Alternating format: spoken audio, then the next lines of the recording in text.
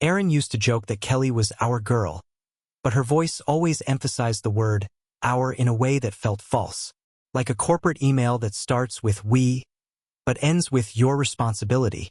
The word didn't land between us. It landed on me. Heavy, quiet, expected. When I came into their lives, Kelly was 10. Already cautious, already hardened. She had that brittle poise kids where when they've learned early not to trust permanence.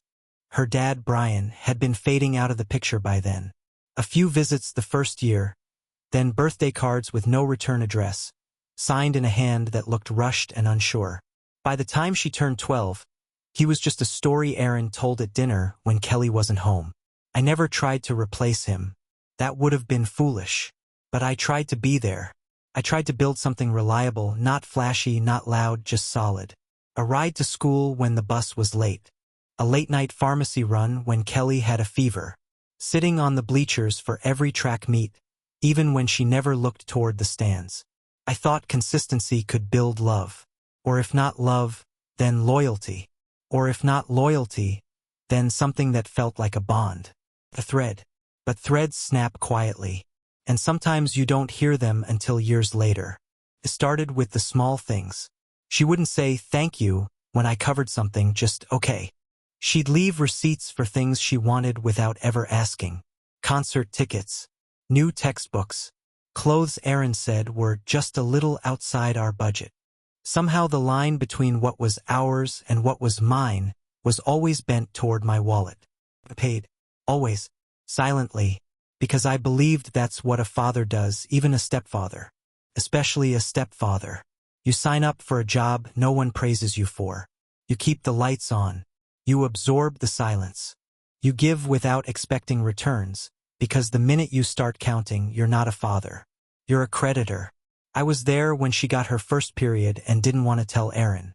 I was there when she crashed her bike into a mailbox and needed stitches. I took her to urgent care myself. I was the one who showed up. Again and again. But showing up, I've learned, isn't always enough. When she turned 16, I bought her a car. Nothing extravagant. A 5-year-old Civic with low mileage. Safe, clean, something I could afford without emptying savings. Erin told me not to. Let her earn it, she said. But I did it anyway. I thought maybe it would mean something. A symbol that I was invested in her future. She didn't thank me. She posted a picture of the car on Instagram with the caption, "Thanks, Mom." I sat with that for a while. I didn't bring it up. I didn't ask for recognition. That would have made me small, I thought. Petty. But I felt it, the space where my name should have been. The absence. The erasure. Still, I kept paying. Private school tuition. Math tutors. SAT prep classes. College applications. Flights to campus visits. Erin called it helping out. But it wasn't help. It was ownership. I was responsible. I was the one moving money from accounts, the one making decisions on which bills to delay, which extras we couldn't afford. Erin never asked where the money came from. Kelly never asked if it was okay. By the time she graduated, I had paid over $100,000 into her future. Not including the everyday things, clothes, phone plans, dentist appointments, copays. All of it flowed from my accounts like blood from a slow cut. But the real silence came from Erin. She never pushed Kelly to acknowledge me. Never said, "You know Michael's the reason you're at this school." Never reminded her that the man she called by his first name was the one holding up the roof over her head. She let Kelly keep her distance. "She's just guarded," she'd say. "She doesn't want to get hurt again." And I believed that. I told myself time would fix it. Time didn't fix it. Time hardened it. She went off to college and the texts stopped. Not just the casual ones, all of them. No updates, no check-ins. Erin would relay things. Kelly got an A in bio. Kelly might study abroad next semester. Kelly needs money for books. Always passed through Erin. Never directly from Kelly. But the Venmo request still came. Straight to me. Not a word attached. Just a number and a title. Books. Travel. Deposit. I paid them all. Without reply. Without asking for more. Because deep down I still believed I was building something. When she got engaged in her senior year, Erin cried with joy. I stood in the kitchen, washing dishes, wondering when we'd stop talking about who she was dating. I didn't even know his name. I didn't meet him until 6 months later, at a restaurant Erin chose. Kelly introduced him as my fiancé Erin. She didn't introduce me at all. Just pulled out a chair and started talking about the venue they wanted. That dinner cost me $240. I remember it because I paid in cash. Erin told me later that Kelly had assumed we'd help with the wedding, that we would split costs, that Erin's parents were doing their part, and that we should too, just to make it fair. I spent that night sitting in the garage, just breathing, counting backwards from 100. I thought about all the birthdays I had planned, the braces I paid for, the flights, the tutors, the music lessons, the clothes, the car. I thought about every dollar, and how not one of them had earned me a seat at that table. Still, I agreed, because Erin wanted it, because I didn't want to be the one who said no, because when a man has been the financial spine of a family for 18 years, saying no feels like letting everything collapse. So I said yes to the wedding. I said yes to more. Grad school came next. And again, we would help. Of course we would. Kelly didn't ask me. She asked Erin. And Erin brought it to me like a done deal. A team decision. I was expected to pay the deposit on Kelly's graduate program before I even saw the paperwork. Expected to help with her relocation, her living expenses, the transitional costs. Expected. That was the word that had buried me slowly over the years. Not asked. Not requested. Expected. Brian, her biological father, sent a card that year. No check. Just a card.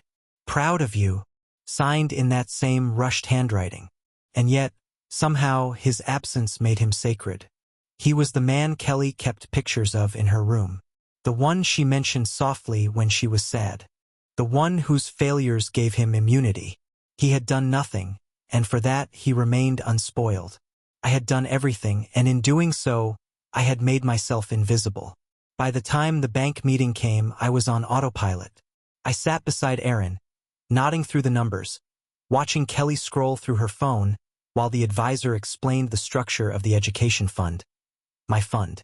Every dollar in it had come from my labor, my overtime, my weekends lost to freelance work, my choices to drive old cars, to skip vacations, to work through holidays.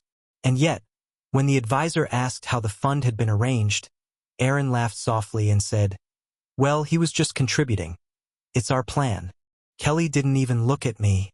That was the moment I stopped listening. That was the moment the thread snapped. All the years, all the effort folded up in a single casual phrase. He was just contributing.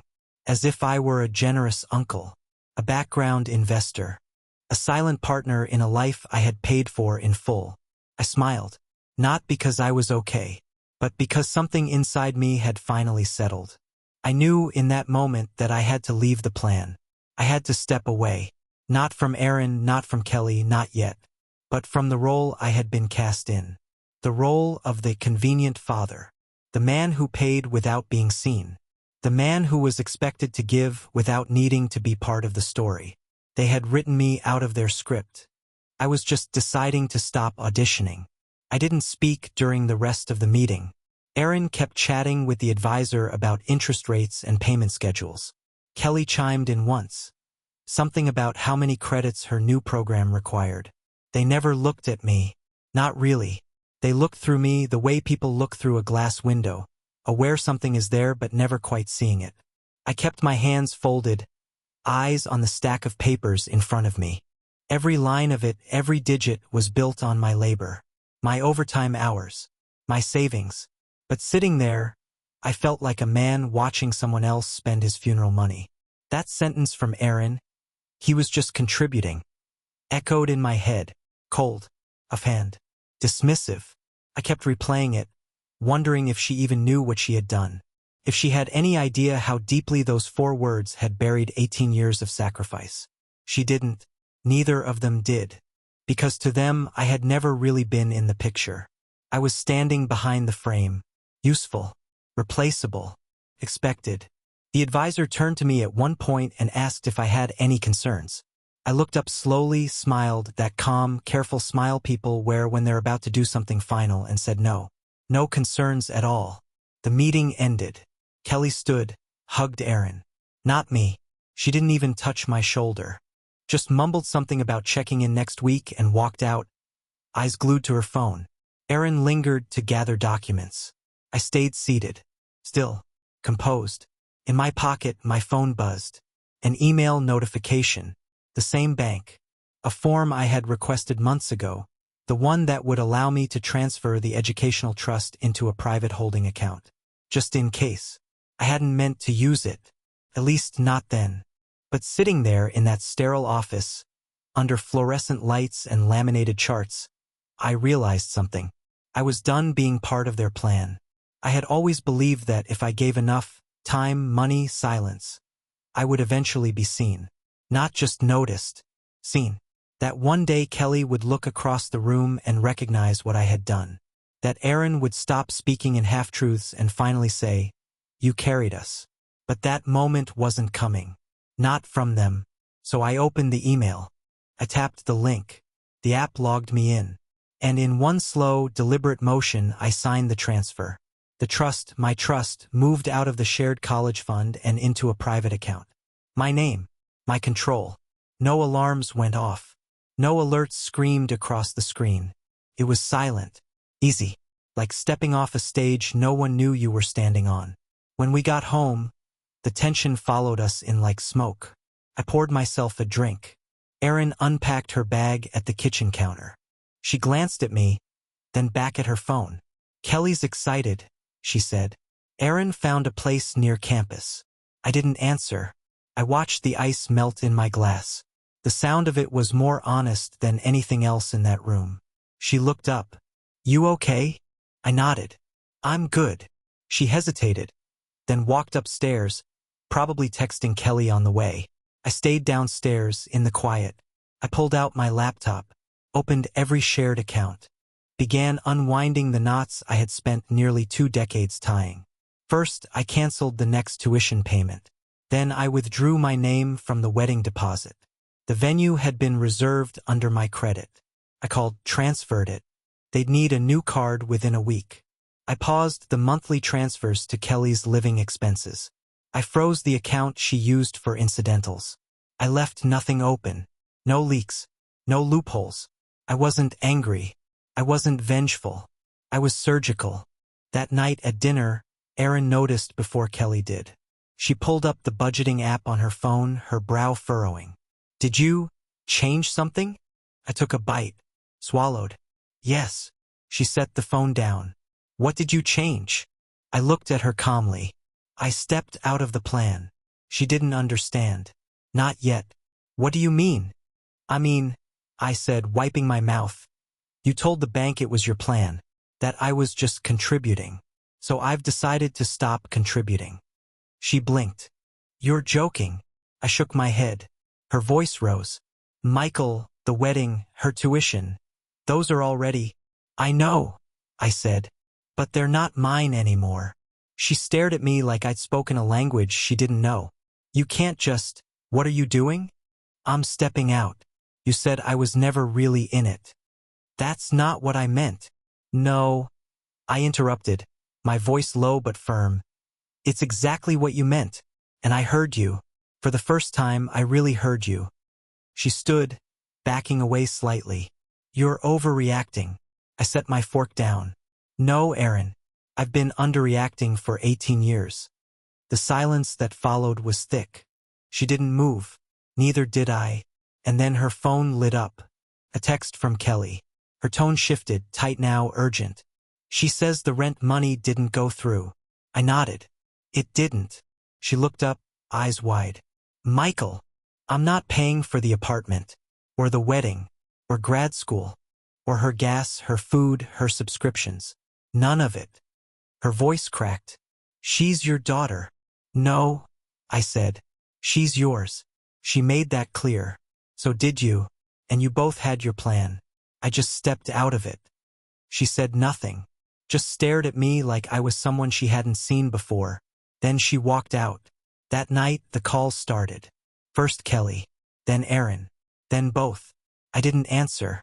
I listened to the voicemails, though. Kelly's voice sharp, indignant. I don't know what's going on, but this is serious. My rent's due, and the school says the tuition transfer bounced. What are you doing? You can't just vanish. The word hung there, vanish, as if I hadn't already been erased. The next day I got another call, the wedding planner. Polite, apologetic, but firm.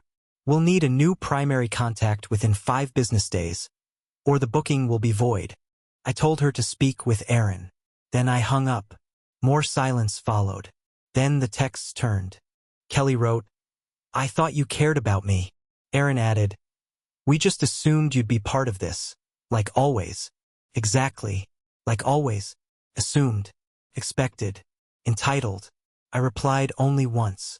I wrote, you made the plan. I just stepped out of it. I didn't get a response. That evening, Erin came home late. Her face was tight, mascara slightly smudged. She dropped her keys with more force than necessary. Sat down across from me. You're really going through with this? I looked her in the eye. I already did. She's not ready. She's 28. She's scared. She's never been told no. Her hands curled into fists. You're punishing her. No, I said. I'm refusing to sponsor a lie. She stared at me. You really think she doesn't love you? I paused. Then I answered. I think she loves what I gave her. But not me. Erin said nothing. She stood. Walked upstairs. I heard her cry behind the door. I didn't follow. I sat in the kitchen, in the dark, while the fridge hummed and the ceiling fan spun overhead. For the first time in years, I wasn't calculating, wasn't transferring, wasn't adjusting for their plans. I was still, quiet, unburdened. The next morning, the last string snapped. Brian, the ghost himself, called me. I didn't recognize the number, but I answered. Some instinct. His voice was lighter than I expected. Hey man, heard there's some confusion about Kelly's tuition. Talk to Aaron, I said. He laughed. Well, it's not really her account, is it? I just thought maybe you could help clear it up. I said nothing. He continued, I mean, I'm not really in a place to help with all that, you know? But I figured you probably still had it covered, right? Covered. Like a bill. Like a leak. Like a man they could use like drywall and forget existed behind the paint. I hung up without saying a word. That night, I went through the last of the files. Closed every shared account. Froze every card tied to Kelly's name. Changed every password. Pulled every financial root I had planted into that soil. They had their plan. Now they could pay for it. It didn't take long for the cracks to show. 2 weeks. That's all it took. 2 weeks from that meeting at the bank to the moment their entire plan began to bleed. Quietly at first, soft leaks, small calls. Then louder, urgent, desperate. Until the walls began to creak with the weight I had always held up alone. The first to call wasn't Aaron. Not Kelly. It was the university. I let it go to voicemail. Then I played it on speaker. Sat in my study, pen in hand, jotting down numbers as the automated voice laid out the situation. Outstanding tuition balance, immediate suspension of course access, withdrawal procedures, financial aid may be impacted. I saved the message. Not for them. For me. As a reminder. A proof that I had really stepped away. That same evening, Kelly texted. Kelly, the school says I'm getting dropped. Why didn't the payment go through? She didn't say hi. She didn't say my name. Just why didn't the money arrive? Aaron, Michael, please. She's panicking. Of course she was. The plan was breaking. And for once, they had to hold it themselves. The next day, the florist called. Then the caterer. Then a string of wedding vendors, names I barely recognized, all expecting confirmation, deposits, balances, all routed through my card. I answered one. A man with a syrupy voice asked if I'd be continuing with the payment plan for the reception venue. We received notice of a canceled card. Are we transferring to another primary? No, I said. You'll need to speak with the bride. A pause. I see. So the balance is no longer mine to carry. Click. They called Aaron next. Then Kelly. By the time I got home that evening, The house was brittle. Erin stood at the sink, phone in hand, tapping furiously. She didn't look up. "She's freaking out," she said. "She should be," I answered, setting my keys down. "She thought you were still covering this. That this was still part of what we agreed to." "We didn't agree to anything," I said. "You told the bank I was just contributing. That it was your plan." Erin turned. Her voice was sharp now. "You know what I meant." "I do," I said. "I finally do." She shook her head. "You're doing this to punish her." "No," I said. "I'm doing this to stop punishing myself." I walked upstairs. The next time I saw Erin, she was crying on the patio, phone pressed to her ear. I didn't interrupt. I didn't offer comfort. The comfort had been mine to give for 18 years. I was out. The next fracture came 3 days later. Kelly posted on Instagram. A story. Just one. Black screen. White text. "Some people are only generous when they can control you." I laughed when I saw it. Control? I hadn't controlled anything in years. Not how I was spoken to. Not how I was seen. Not whether my name was acknowledged at graduation or holidays or Father's Day.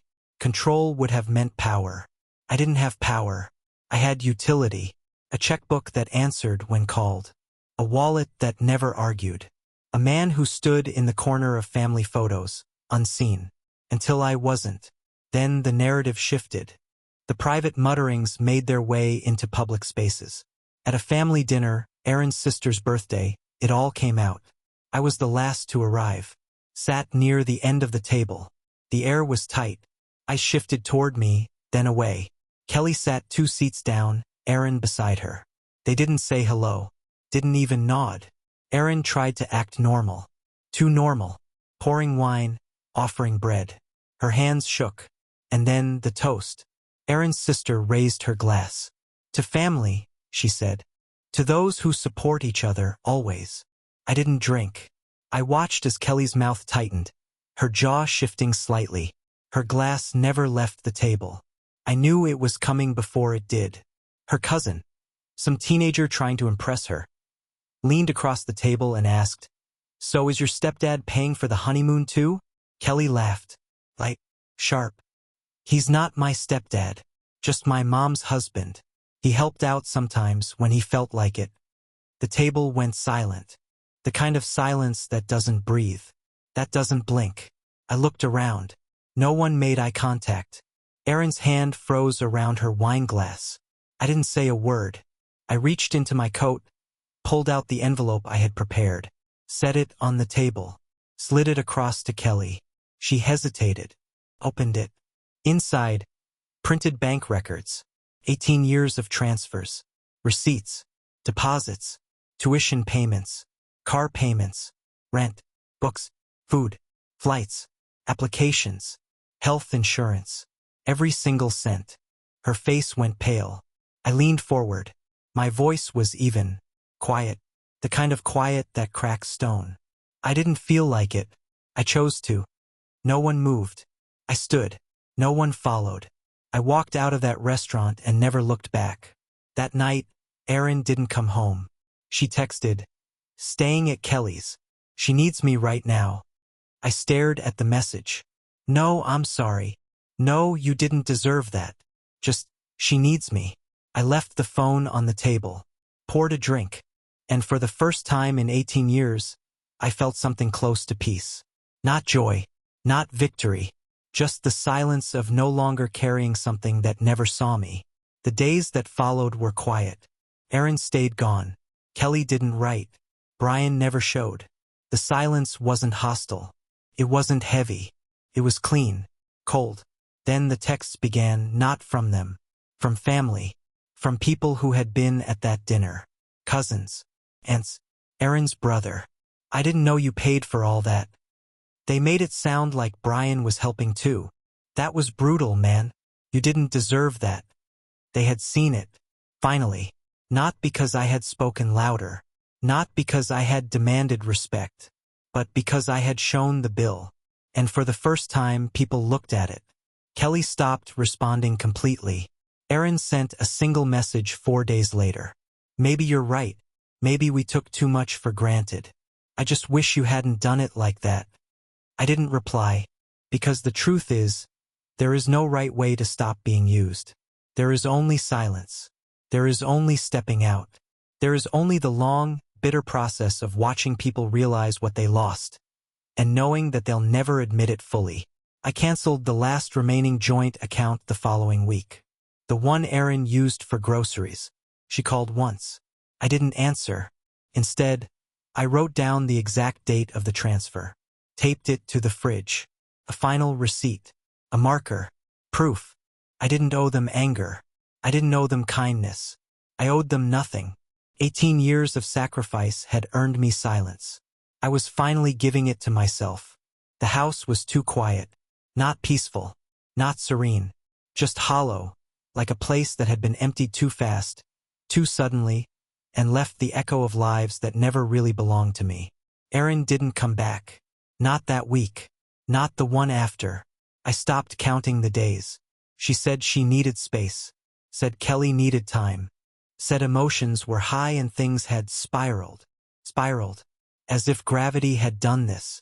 As if words hadn't been chosen. As if decisions hadn't been made.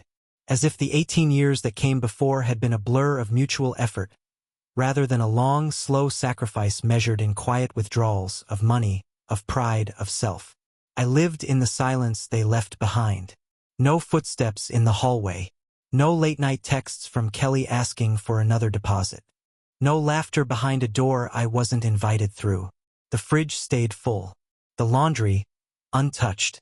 There were no requests, no reminders, no casual commands disguised as conversation. I waited for resentment to rise in me, the kind that boils over, scalding and loud. But it didn't come. What came instead was stillness. Not comfort, not release. Just the plain, empty air of being alone in a house I had paid for, surrounded by things I had once believed meant something. I walked room to room, opening drawers. I found the file cabinet where I kept copies of every receipt, every bank record. I laid them out on the dining table. Not for them, they wouldn't come back to see it. For myself, I read through it all. Kelly's first tuition payment, a 5-figure sum I wired without hesitation. The receipts from her summer abroad flights, meals, accommodations. The down payment on her car. The insurance premiums. The dentist visits. The graduation robe. The engagement dinner. The venue deposit. The application fees for grad school. Erin's name wasn't on a single one. Brian's? Never even in the fine print. Just mine. My name again and again. My signature steady even when the rest of me wasn't. I stared at the pages and saw a portrait of a man who had tried to buy his way into a family that would never claim him. Who thought sacrifice could replace blood. Who believed love could be earned through consistency alone. That man was gone. In his place was someone quieter. Someone harder. I got a letter from the university. Addressed to me, not Kelly. They wanted to know if there had been a mistake. Whether funding would resume. I called. Gave them a clear answer. No. Funding has ended. Please forward all future communication to the student. The woman on the phone paused. Then asked, "Are you the father?" I let the silence hang. Then said, "I was." She understood. They always do, eventually. I got another letter a week later, this one handwritten. Kelly. The envelope was thin. No return address. Just her name, small in the top corner. Inside, 2 pages. No greeting. No signature. Just, I didn't mean to say those things at dinner. I was angry, confused, embarrassed. I wasn't trying to hurt you. I know you did a lot for me. I guess I never knew how much until you stopped. I don't know if this fixes anything, but I wanted to say it anyway.